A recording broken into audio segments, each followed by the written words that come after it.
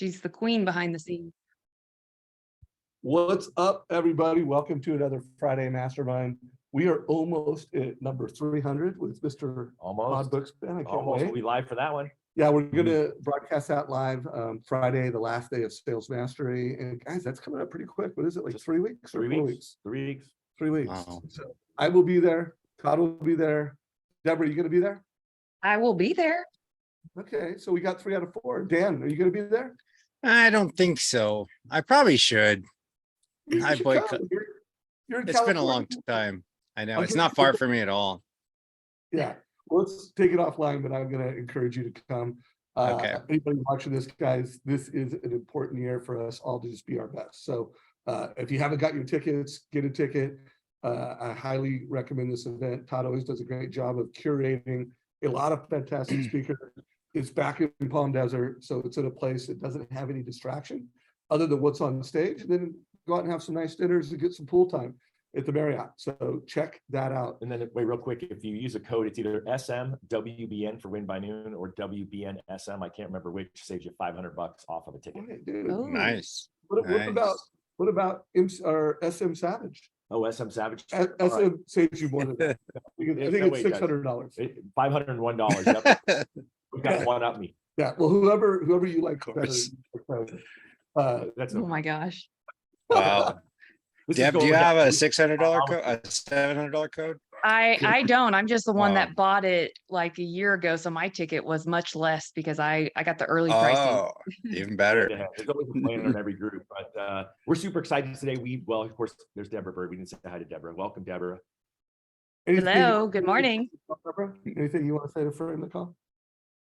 I'm fired up. I have 5 things here. I don't know if I'll be able to share them all, but if not, 5 strategies and tactics that some of the elite performers that I work with are executing. So we'll make sure by the end of the call, we talk about a few of those. So first half of the call is going to be Dan Rawitch, and guys, lots of market volatility. I don't need to tell you that. I have been at an event, the Mortgage Mastermind event, really well attended, over 900 people. I'm going to share some of the best ideas on how loan officers are winning with rates over 6%. Before you know it, we might be talking about over 7%. Over 7. Yep. Well, Dan will tell us in a minute. Dan, you're going to tell us that. So let's stop talking. Let's bring on Dan Rawitch, the chief economist for Mortgage Coach and Sales Boomerang, and have him tell us what we can look at for in the marketplace. All right. Good morning and good afternoon, wherever you are. Happy Friday, guys. Let me pull up some slides real quick because I always need slides. There we go. And let's blow these guys up. All right. Oops. Sorry, I could have been a little more prepared, Dave. That's okay. We see you. Okay. All right. So, I want to start by eating a little bit of crow because I love to brag when I'm right. And I think that obligates me to admit when I'm wrong. And I got to blame Powell. This Jackson Hole speech, I don't think I'll ever forget it. I don't think we've ever had a Fed come out and literally say, I'm going to give you pain and I'm going to give you as much pain as necessary. And I don't care about how much I crash the economy. I don't care what I do to the stock market. I don't care what I do to interest rates. I only care about inflation. I honestly never imagined the Fed could come out and say these things. And I'm going to bash them for a few minutes, guys. And I'm normally not one that really wants to bash the Fed. Although if you followed me for any length of time, and some of you for maybe 15 years or more, I'm anti-Fed and I always have been since college. I never believed that the Fed served any kind of purpose at all. I've always been a person that believed in free markets, and free markets mean free markets. Free markets mean that when we need a recession, we need a recession. And when the economy booms, it booms. And the market has to work itself out. Just like as terrible as a forest fire is, I'm talking about one naturally created by, say, a lightning strike. And again, I'm assuming a home doesn't get burned and a family doesn't get hurt. I'm talking about a forest fire in the middle of nowhere Those are created by nature and they're going to happen. And sometimes they're not bad because otherwise trees grow all too close together and everything on the ground gets no sunshine and everything on the ground dies. So there's a purpose for things to just play out. And economies have to do that. You cannot avoid pain in this world. And so to me, it all began in late 2018. And again, you guys heard me say this, when he raised rates, I went nuts. Probably not as crazy as Trump went. Trump was insane when Powell raised rates. It made no sense. The economy was not strong. In fact, it was on fairly weak footing from the numbers that I was looking at. And some of you may remember I said he's going to walk this one back. There is no way that this rate increase is going to hold. And sure enough, within a quarter, not only did he walk that rate increase back, but he proceeded to reduce rates. And that's when the problem started. Because now the economy was a little bit too weak from that rate increase, and then the pandemic hit. And so what did he do? He overcorrected. And he began flooding so much money to the economy that it was completely sick. It was sick and it was unhealthy. And you know the story. I mean, he just, so much money went into people's pockets. It was unnatural. And it drove M1 and M2, which is the money supply. That is M1, M2, if you remember, basic economics from school, that's the amount of money in the nation. It's all the checking accounts, savings accounts, money market funds. And that number just flooded. It was so high. And then we told all these people, you can't spend it. And I don't know about you. I mean, I'm getting a little bit better at my older age, but it still does kind of burn a little hole in my pocket when I get lots of it. We've had an incredibly crazy, amazingly good year trading.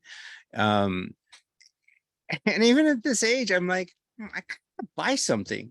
Like, I don't really want anything, but I kind of want something. And look, I'm like, wheels for my truck. Like, it's almost 64 years old. I want to buy new wheels for my truck.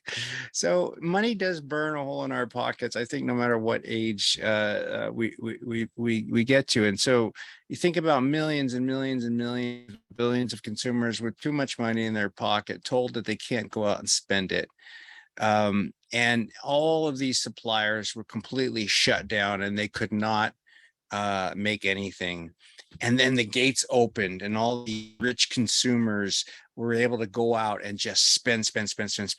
And in a matter of a minute, all of the supply in the world was depleted.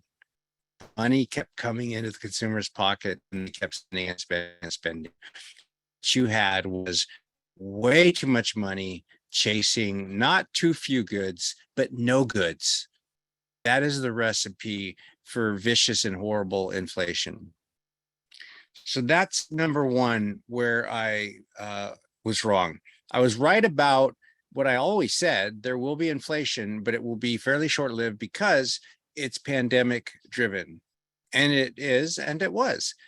The problem is I really underestimated just how broken the supply chain was. The oil. Adam. Uh-oh, am I breaking up? Oh. Hey, Did you guys lose me? I think Deb meant to be on mute, so. Oh, Sorry. Deb, pay attention to me. It's very important. I am. We do I'm have a gonna- question in the box, so whenever you can glance at it, you don't have to right now. Okay, I'm just teasing you, nobody listens to me anyway. So that's, I am getting a note that says my internet's unstable. So that's just kind of a backdrop. And so by having a Fed and this very man that was so desperate to have households BK, he flooded us with money. So he starts off by saying, I don't want the economy to be too good. So he raises rates. Then he says, I don't want the economy too bad. So he floods us with money. And now he says, I don't care about the economy. I don't care at all about the economy. And I'm going to suck every penny back out of that economy. I didn't see that coming. So here we are. And how much worse will it get? Maybe a fair amount, guys. So how much worse should it get? Not at all. He should stop right now. And I know this sounds bizarre, but he should really be thinking about easing rates. And just as I said back in 18, I believe he's going to walk back even the very next tightening because this recession is going to cut very deep, very fast. And I don't believe any of these further rate increases are going to do anything to stop inflation. Because do you think a higher rate's going to increase the how much grain we have? It's going to increase the food supply. Is it going to increase the oil reserves? No, it's not. Is it going to fix the supply chain? No. The supply chain is getting fixed. I believe inflation is going to continue to get better every single month, and all rate increases are going to do is just make the economy worse and worse. And it's not going to take him that much longer to see that. So things will get better when the Fed pivots. And so if you ask me when are rates going to get better, I'm going to ask you, when is the Fed going to pivot? I'm going to tell you, generally, the Fed's going to pivot when things get much uglier. And that's coming pretty soon. So to begin with, what we have here is consumer credit card spending nearing all-time highs. So you can see both in the UK and US, credit card spending it's through the roof. That only happens when you're out of money. Speaking about out of money, the US savings rate is now its lowest since 2009. This is the Great Recession we're talking about. Think about that for a minute. On the inflation side, we have this, massive rail worker pay raises going up. We have strategic oil supplies going down, lowest since 1984, which was a horrible period for inflation. And we have this huge drop in our oil reserves. So again, raising our rates isn't going to fix this stuff. This is what Deutsche Bank thinks, and Hartnett. He's the B of A analyst, probably one of my favorite analysts, where he sees Fed funds rate going. This is pretty blurry, but this kind of gets you into January of 2023. This is where he sees them peaking. And you can see he sees a pretty steep increase over the next 4 to 5 months, and then he sees them backing off pretty fast. I concur with this. I don't want to argue with one of the smartest guys on Wall Street, but I see something like this over the next few months, but then I see a fall off as sharp as I see the incline. I think he's a little too conservative, but in his very public profile, he needs to be more conservative. I bet you if I got him privately in a room over a few glasses of wine, he would say this is really what he believes is something like this, but it's less risky for him to predict this. And then this is what a bunch of other analysts together are predicting about CPI. And this is a pretty sharp decline coming into next year. You can see it. And these guys have it, by May of 23, getting close to 2%. And just imagine this being the interest rates, because that's exactly the line that interest rates will take right alongside of inflation. How bad is it? This is the CEO Business Confidence Survey. And again, sorry, this is blurry, guys. This is now. This is the Great Recession. So we're the same level we were as we entered the Great Recession. This is the crash of 2000. This was the horrible recession of 90. This is the worst time I can remember in my life of 80. That's how CEOs are feeling right now about their companies. This is financial conditions. So this is pretty much Fed induced. And financial conditions has to do with interest rates, bank lending, things like this. It absolutely will affect GDP. And these are very much like they've been during some of the worst times we've seen in our history. And this one just kind of made, this is how is inflation, what is it doing for families? And, it just always hits the people that afford it the least. It hits them the most. Families making less than $48,000 are feeling it by far the most. And each color is a different month. So you can see families feeling inflation now more than they were in November. And now it's hitting even the higher income families almost twice as badly as it was in November. This is not a very pretty trend. I do believe if I show you this 90 days from now, it's going to be trending down. So hopefully Dave will have me back in 90 days and we'll look again. Financial conditions, we sort of looked at that, but this is a more clear slide. This is what Powell wants. This is exactly what he wants. He needs this. He needs to crash the economy. He needs a recession. He needs the stock market to crash. He needs everything that's happening to happen. This is all by design.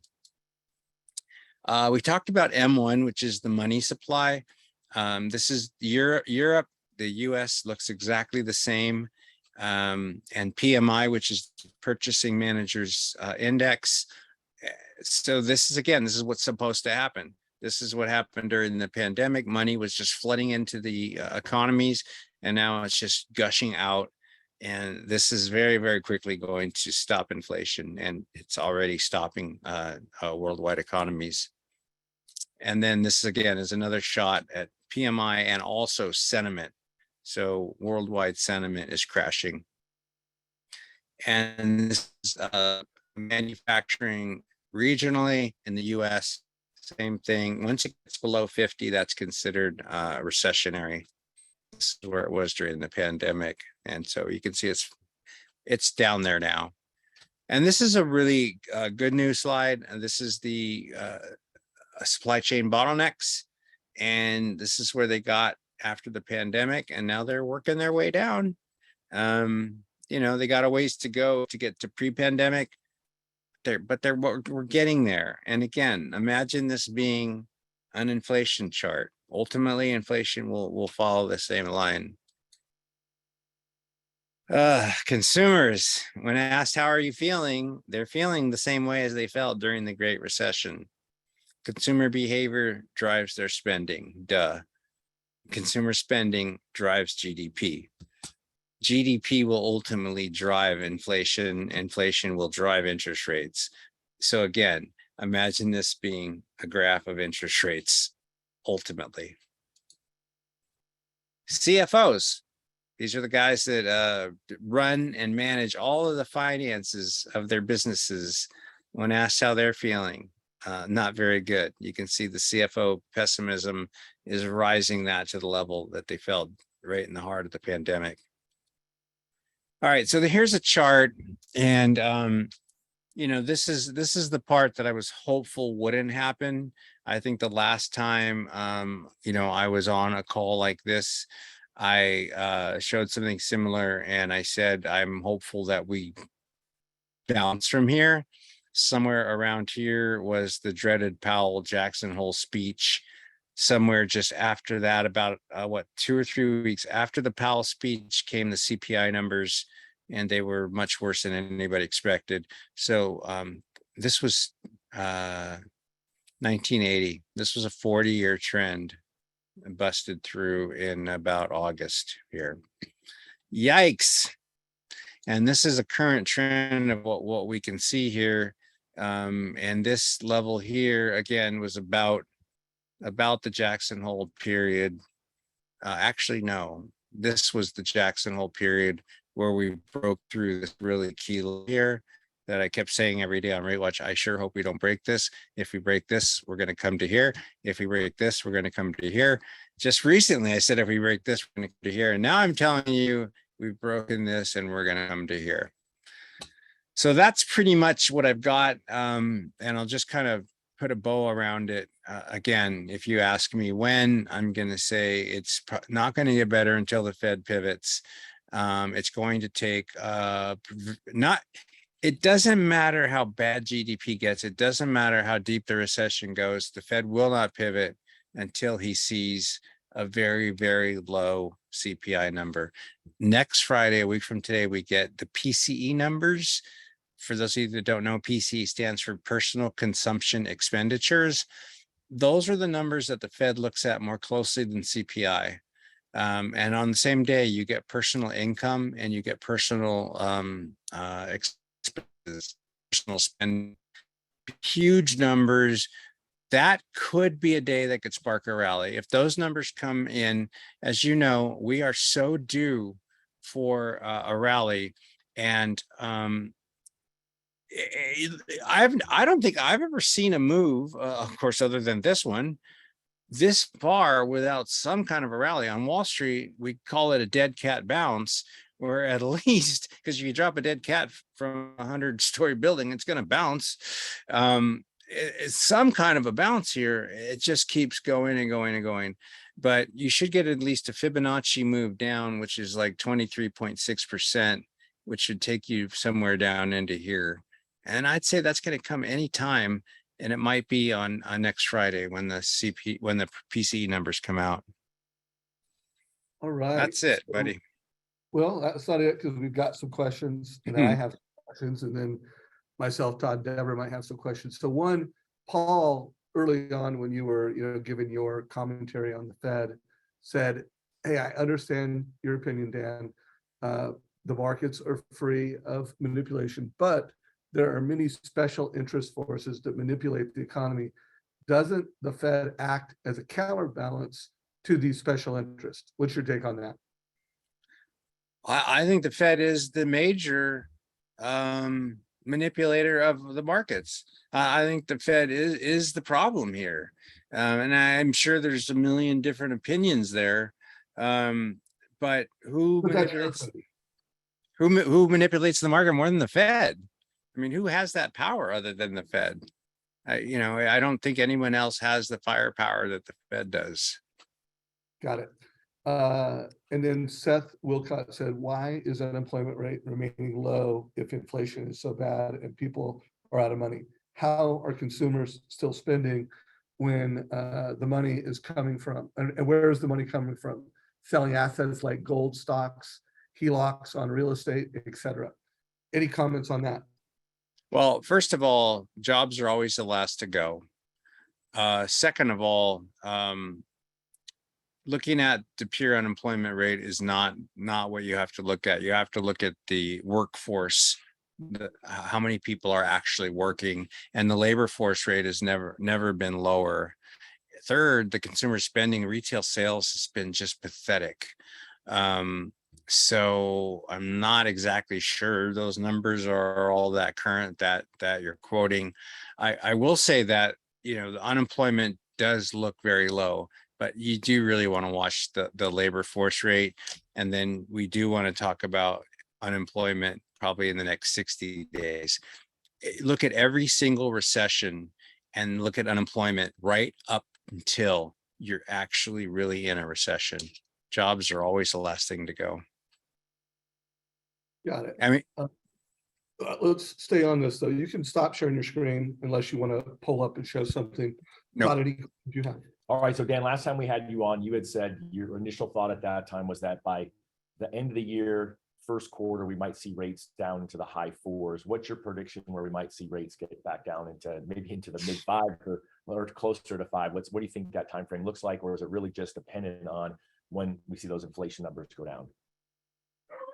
yeah, I think it's the latter of what you just said. But I still think you're going to see inflation come down at the end of this year.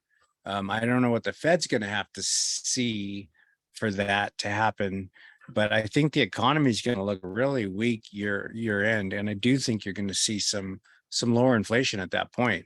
So I'm not sure those numbers are that far off at this point, but they certainly have wandered farther than I would have thought. So maybe they're not going to get down as low as I would have thought. I think Barry, at the event we were at in Mastermind, I didn't see Barry Habib's presentation, but I heard that Barry was, I don't want to say forecasting, but thinking that there's likelihood to start to see rates start lowering in the first and second quarter. What are your thoughts on first or second quarter rates lowering?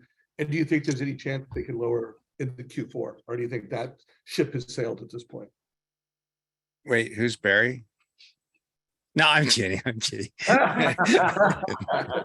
Yeah, I love Barry. I do. And he and I almost always agree. And we agree this time. So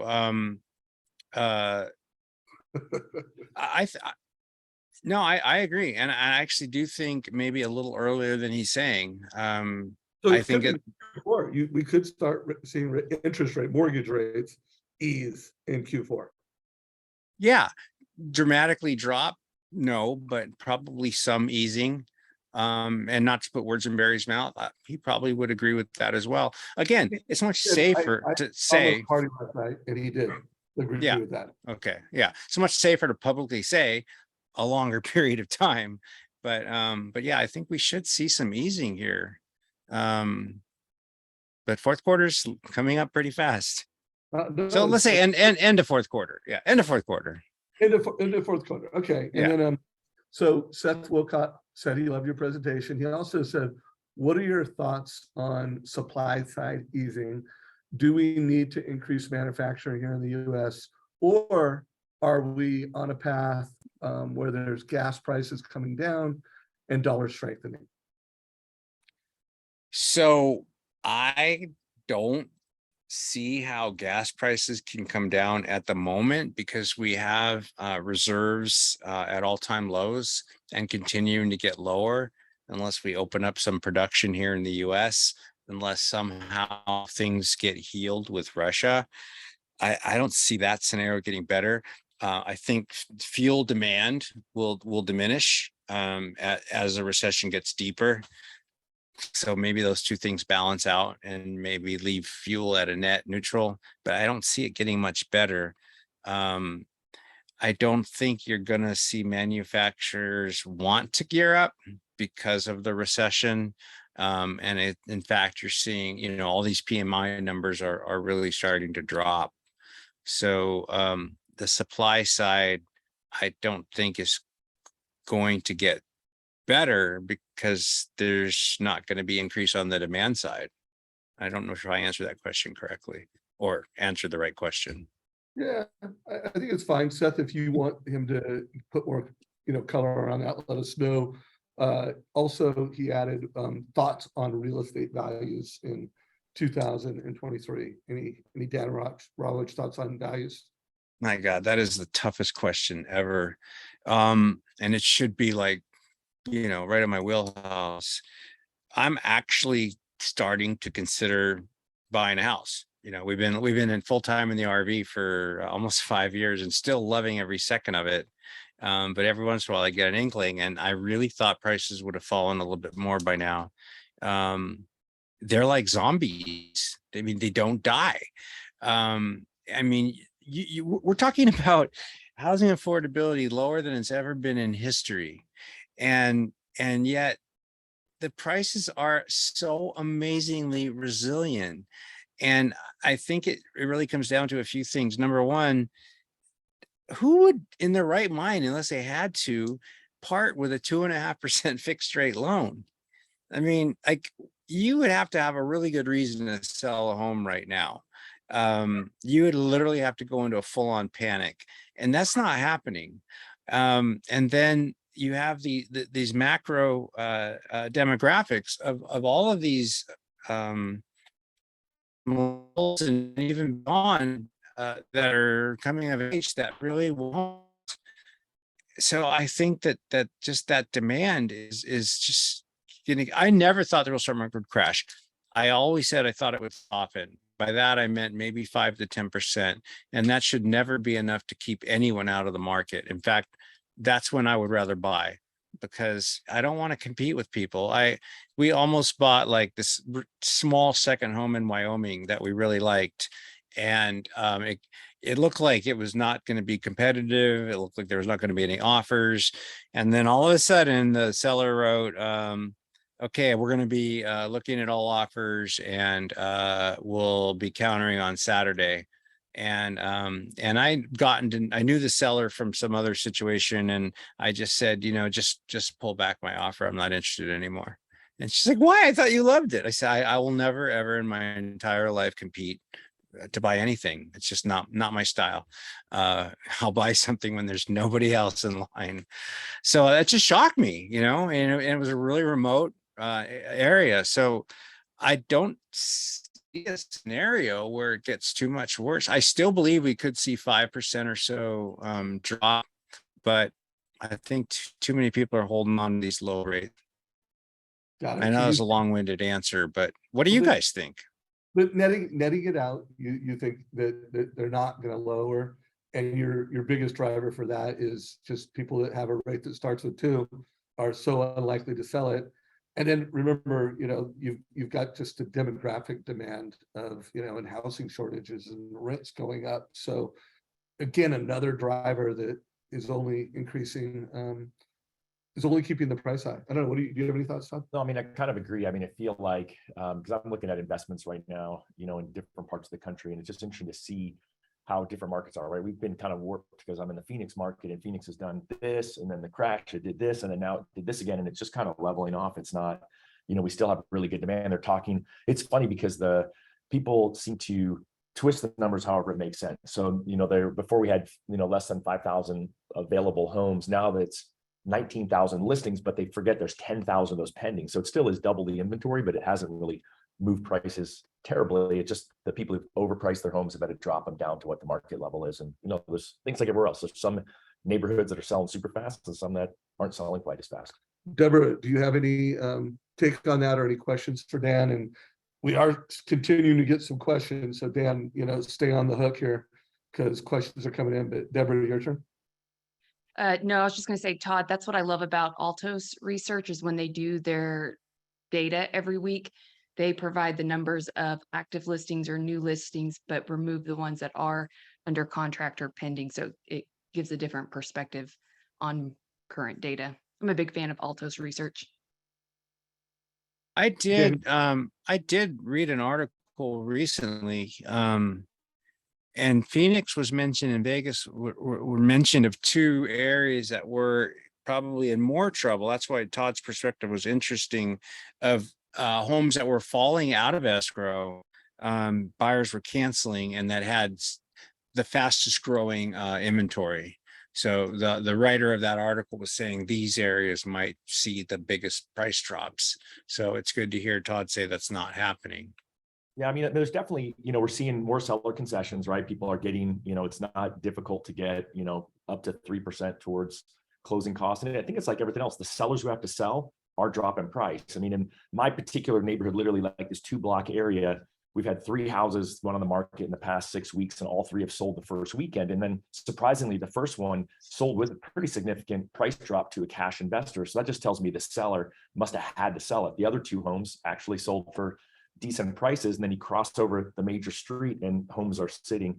I think the interesting part about Phoenix, and I'm sure that they're buying elsewhere, is that we were really driven up by the hedge funds buying, right? We've got significant number. I know at least half a dozen real estate agents who represent hedge funds that some of them are buying 50 to 100 properties a month, last year. And so I've only heard of one story of one hedge fund buying, and it was like 6 homes. So I think once we see the investors jump back in Arizona, our inventory is going to dry up again and prices are going to jump pretty significant because all the people who are waiting are going to all realize that.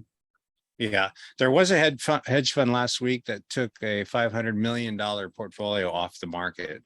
And that's the first time that's happened in a long time. They just couldn't get the bid they wanted.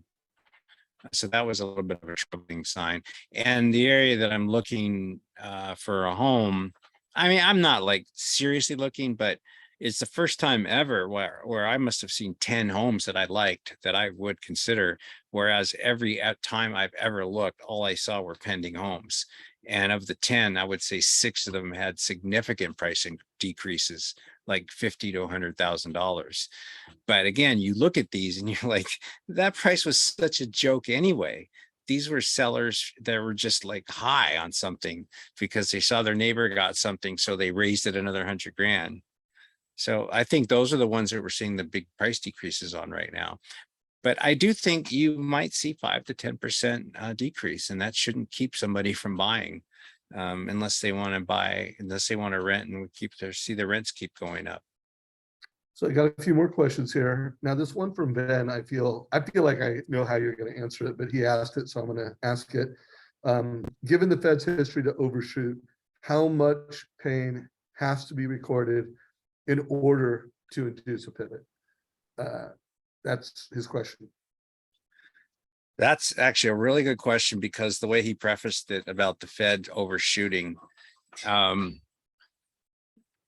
it, I don't know why, it made me think of when I got my instrument rating as a pilot. The biggest mistake, and I think they all make it, is you got the hood on and all you can do is look at this indicator, and you're trying to fly right down the runway without seeing anything except this indicator. And if you move a little bit to the far on the right, the plane way off course, then you overcorrect and you're way off course. And the more off course you get, the more off course you get. And it's the hardest thing to just keep that thing down the runway. And that the Fed is famous for that. They just can't keep us down the runway. And again, at this moment, I feel like any course correction, is too much. So how many course corrections are going to take them to figure that out? That's the question. So my hope is that it's no more than 2 rate increases. So another 150 basis points in Fed funds rate. And if the market is smart, and the market is smart, the market is actually the smartest thing in the world. It's infinitely smart, and smarter than every trader. The market will understand this, and you'll see the 10-year and the 30-year will instantly drop. So I believe the next Fed increase, if not the next one, the one after that. So imagine this: the short-term rate goes up, and then all of a sudden the 10-year goes down. And the next one, the short-term rate goes up and the 10-year goes down, and you have this wacky inverted curve. The curve's already inverted. So an inverted curve is the market saying to the Fed, you're missing it. They don't need to be here. And now I'm coming down, because this is the voice of the market. This is the voice of the Fed. This is the voice that's always been right throughout history and forever. This is the voice that's always been stupid. So that's just what you got to watch. And this voice is already talking to us, saying we got a problem. So I think not much. Yeah, okay. And then he also said, also breaking the 40-year trend does not mean rates have to go a lot higher. Correct. Absolutely. Okay. And when we're trading, just, even in our day trading on a 1-minute chart, a lot of times breaking that trend is just a test, and oftentimes means a crash through to the other side with a huge correction. When these tests fail, they can mean huge drops the other way. Absolutely. Someone is asking about deflation. You felt that deflation would be an issue. Is it still a concern? 100%. Next year at this time, write down your calendar. We're going to be talking about deflation. So tell people what that means, Dan, because I don't know that. I mean, obviously it's the opposite of inflation, but how does that impact the economy? And how does that impact loan officers and realtors? So I don't think deflation in this particular definition affects home prices per se, but I think that it could impact almost everything else, and including perhaps wages, certainly interest rates, which have to go to zero, just prices in general go lower. It's deflation actually could be worse than inflation, because imagine, inflation. The cool thing about inflation for a homeowner is your mortgage payment stays the same and your house price soars.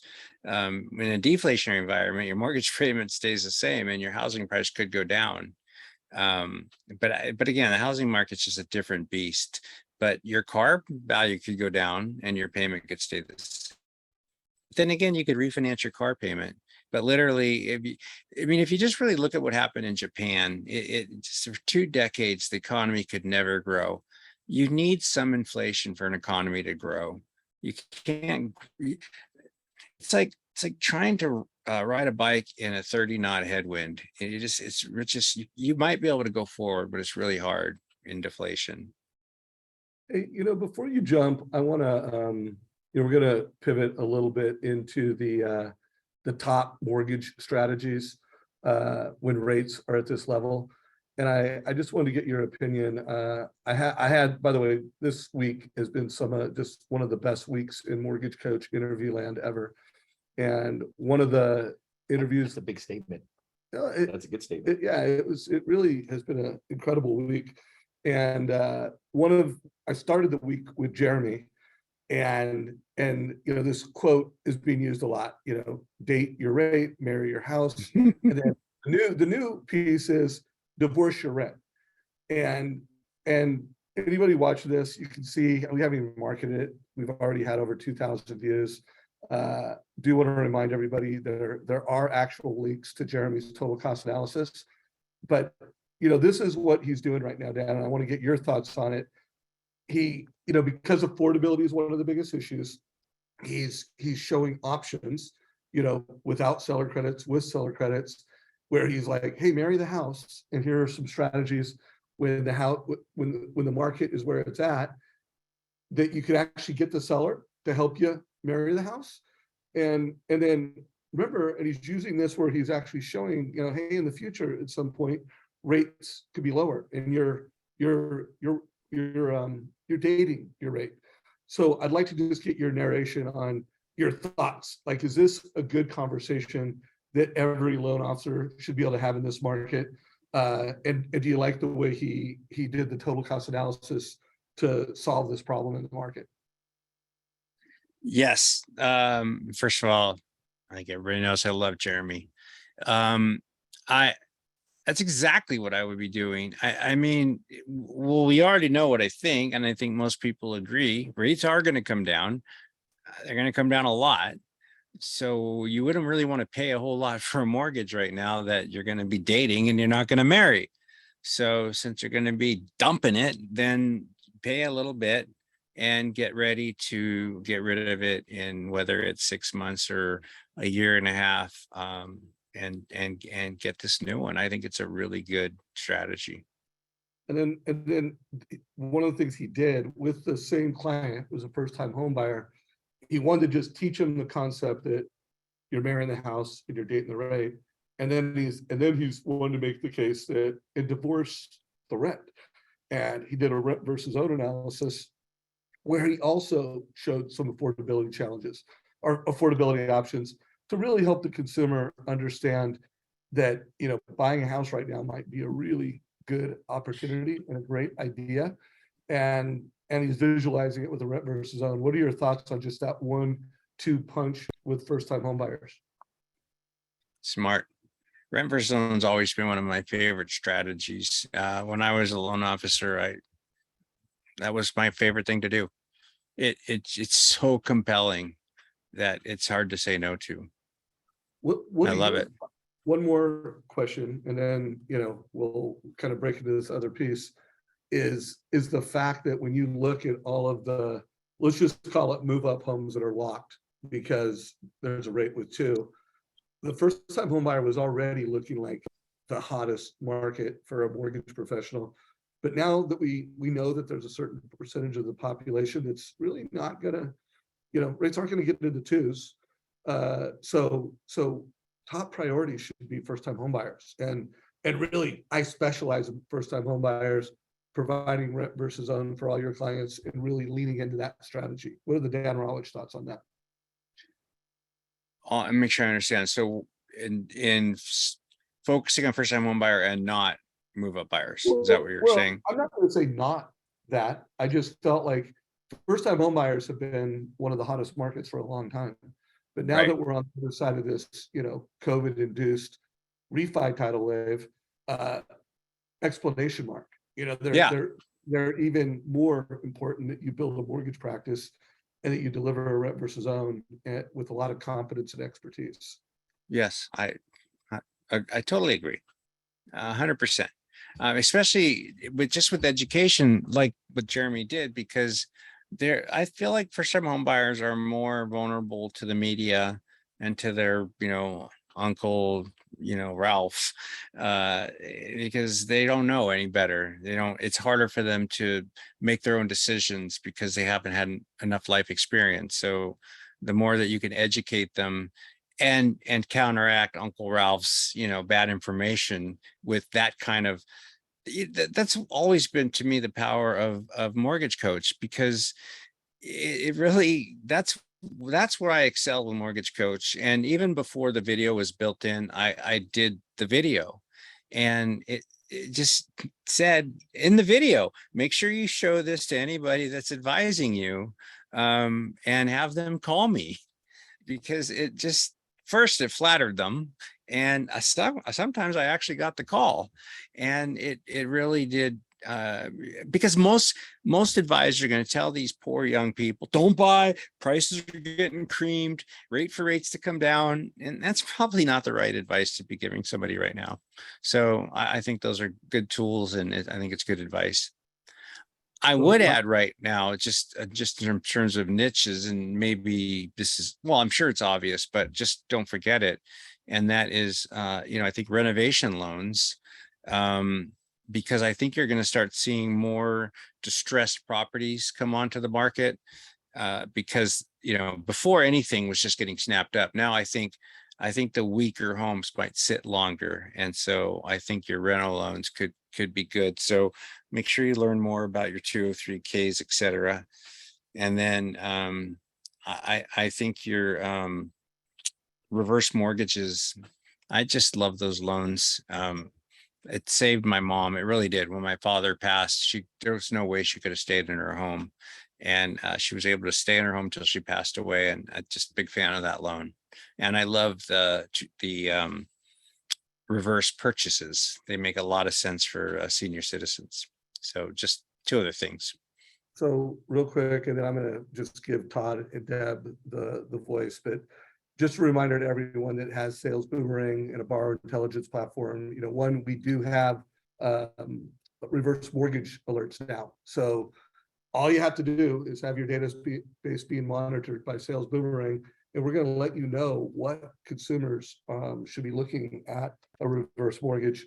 Also think it's Does that, real quick, does that reverse mortgage, so it does age and equity? It does. I'll actually show a little screenshot before we run Cool. out of time on it. And then also make sure that you are setting your guidelines on your rate watch, so that when that relevant rate hits, you're getting an insight from the platform. I mean, your database is gold, and you need to make sure that you're constantly fine tuning your database. All right, Dan, hey, I know you were only going to be on here for 30. We really appreciate it. We got a lot of great questions, a lot of good feedback, and appreciate you very much, brother. Thanks for having me. I always appreciate it. It's always fun. Todd, Deborah, Dave, have a great weekend. Everybody else, thank you. See ya. Okay, bye guys. So real quick, let me, he mentioned renovation loans. I think that's a good one because, that would be the other trend I've seen in the Phoenix market, is that the best homes, the fanciest homes, are the ones that are selling fast for the most money. And the ones that I think that are discounted, like I mentioned, the one in my neighborhood that was discounted for a drop, it was a rental home that someone had just moved out of. So it wasn't in tip top shape. And so I think that's that's a great suggestion as something to maybe a new voice to the real estate agents, right? We've talked a lot about buy downs and 2-1 buy downs. And so if you want something different to talk about, that may be a strategy that you want to deploy. I love that. So Deborah, I know you came locked and loaded with some ideas and strategies on how top producers are winning with rates over 6. So I want to let you riff for a few minutes on that before we run out of time, because I know you're prepared. You're on mute, Deborah. I was gonna say real quick for you, Todd, on the renovation loans, aren't those interest rates, are those pretty ugly and hard to sell, or am I mistaken? Is that wrong? I think they're typically about 0.25% higher. And, most of the time someone who wants that loan is okay with it. But I think it comes back to that, date the rate, marry the house, opportunity. I think if you're selling the fact that rates are going to drop next year, you're going to refinance, I don't know that rate issue is going to be that difficult to overcome. But I mean, a high rate's a high rate, unfortunately. Yeah. Okay. Well, so I'll just go through my first one, and I don't know if we're going to roundtable this or not, but the first takeaway I had just from watching all the interviews this week, which they were awesome, But this one really came from Shivani's interview, where we have to be more educated than ever before. Like, we've really got to set that knowledge acquisition time every morning. And, let's face it, the types of problems that clients have today are harder. And so they're not going to be just simple solutions or simple answers for their types of challenges. So subscribe to Housing Wire or different, news stations where you can be the most educated. And that also means going deeper on the tools that you have. So for those of you who may have Mortgage Coach or even Sales Boomerang or Lender Launchpad, how deep are you taking time to learn those tools to help with your borrower experience and even your partner experiences? So that was number one, was education.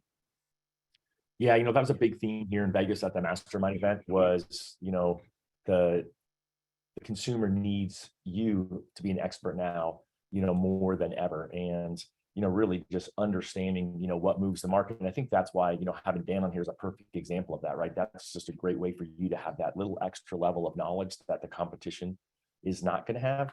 And then it's just really a matter of thinking, like you're talking about Altos research and all these other things, but you've got to look at those tools and figure out how you can best implement that alongside of things like Mortgage Coach. Yeah. The second one I had was developing leadership skills. And even if that's not just for the roles of those in the C-suite or branch managers, but we've got to be able to lead ourselves first and foremost, and then also our teams and our clients, and even especially real estate partners. So Denise Donahue, she had a phenomenal class yesterday where she had a, top real estate coach come in and talk about why we need leadership and how to lead. And this may be a cold winter for many. Like he was saying, look around the room. There's going to be a lot of people in this room who may not still be doing this come the first of the year. And it may be a tough, next 12 to 18 months. So choose to be, he said, to be the thermostat, not the thermometer. Like the thermometer just tells temperature. And that's the whole order taker. A lot of us got into some bad habits when the refi boom was here because we were just reactive. And now it's time to be the thermostat where you're setting the tone, you're giving advice, you're showing cost over time. You're not just making it about rate or payment or total cash to close. So be a leader and work on those leadership skills. That was number two. My favorite Daniel Harkavy quote is, right, self-leadership always precedes team leadership. And I think that's key. They were quoting someone quoted a statistic that 10% of the realtors last year sold 78% of the homes, which is pretty significant. They talked, there was a huge number that didn't even sell one home, a number that was bigger than I thought, but I don't remember that one offhand. I don't know that you do, Dave. I don't, but I do urge, like, if I was coaching, and I guess I do coach a lot of loan officers, I would say it's time to double down on identifying the top 5% in your marketplace and spending your time there, because we're in a market now where the haves and the have-nots in both mortgage and real estate, it's accelerating. And if you want to be successful, going to real estate agents is having conversations, prospecting, focusing on the agents in the top 5% in your market. All the other agents in your market are, they're anywhere from struggling to like literally going out of business, or at least doing so little business right now that they can't help you. So that's not to say we don't still find that agent that's new in the business or someone that's got potential, but I think it's just important to be very clear on who are the top 5% in your market, and all the best that I've interviewed, they're creating great content. They're talking about rent versus own. They're talking about seller buy downs, and they're taking that to the best realtors in their markets. Yeah, I think that's really key. There's definitely going to be a lot of attrition, potentially in our industry, unfortunately, as well. And so I think anything that you can do to focus, I do think those are a harder group, and their leads are down. Like in the Phoenix market, the biggest teams all work with the Zillow Flex program, where Zillow basically hands them a hot lead and then takes a third of the commission as a referral fee. So it's a pretty high dollar fee. It's a pretty high converting program. And one of the realtors quoted a statistic to me that Zillow was down like 60 some odd % on their lead flow right now. And so that's a pretty significant thing to think as well. So I do want to push on that, because that is where, and I do believe the future in mortgage and real estate is in data. Data is the new dollar. Josh Metal did an incredible presentation on how he's turning his database into a data bank. I actually, Josh asked for me to interview him on Saturday as a practice run. So it's not exactly what he did on stage, but it's really close. I mean, he did elevate a few things because he did this practice run with me.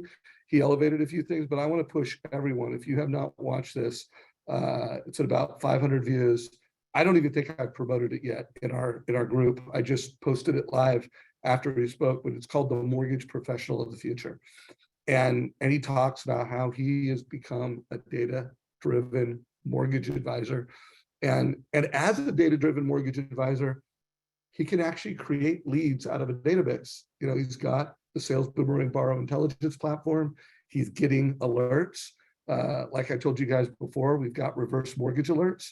And see, Todd, it shows home value, home equity, and age. That's awesome. So it's giving an alert. All of these cash out alerts, those are all leads for realtors. When a family has good credit and they have a lot of equity, and they have problems, maybe moving is going to solve that problems in this market. So you guys, if you're doing things right and you are a modern mortgage advisor, you can bring business to realtors like no tomorrow. So Deborah, we got 4 more minutes, so we'll just leave it to you to rapid fire what you got. Well, I was going to say that was one of the ones he said is the top agents that he works with, and he works with some of the biggest names in the country. He said they are all laser focused on doubling their database, but not only growing the database, but protecting it.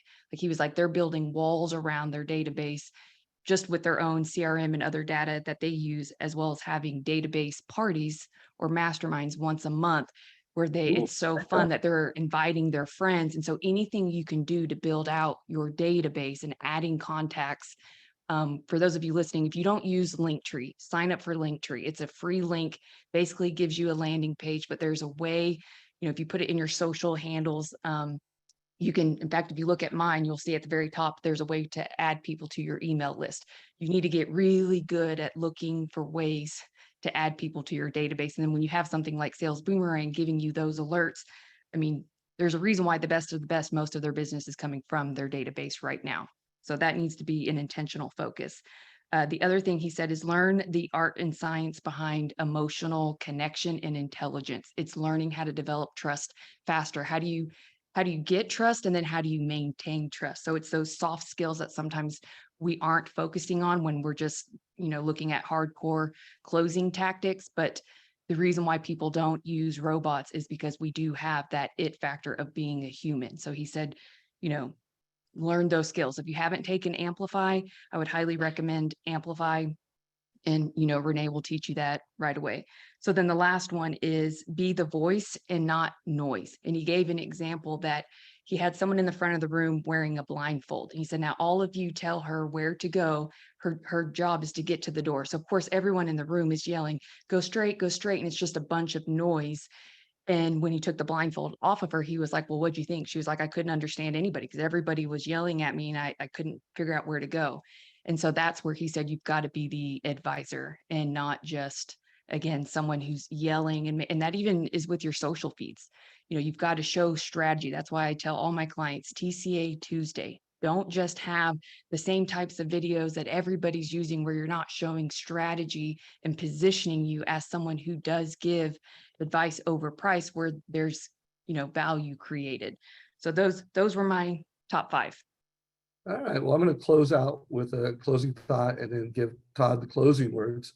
So I shared this for my presentation, and this came up in the interview with Shivani, that distrust is the default, guys. And this is the first time in the history of America where the Edelman Trust Barometer showed that distrust is beating trust. So that's not a problem in housing, that's a problem in America. And then this was an article in the Wall Street Journal that I read this weekend. Our CEO, Rich Harris, shared it in our leadership Slack channel. And they were pulling the data from the Drucker Institute. And so the Drucker Institute measures, monitors leadership in America. And the traits, the top 5 traits of great leadership in 2020 were tolerance to ambiguity, adaptability, risk-taking, openness to difference, and trust. So that was in 2020. In 2022, tolerance to ambiguity, no surprise. I mean, that's always going to be a hallmark of great leaders. Notice that trust is on there. And it's number 2. Notice that curiosity is on there for the first time in history.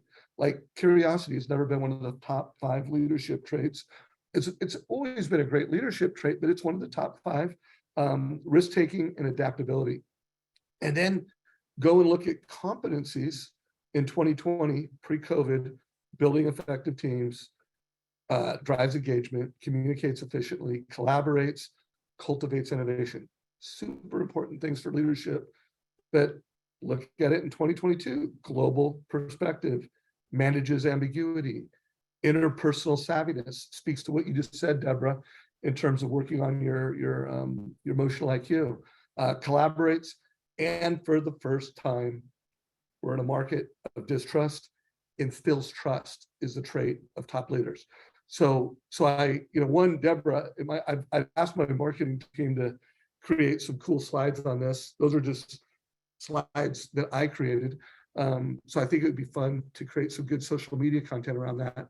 But Todd, anything you want to say before we wrap it up? Well, I love that curiosity is a top trait. I feel like that's something that we all need more of, right? Just to ask more questions. Kind of the whole question behind the question is always the best question to ask.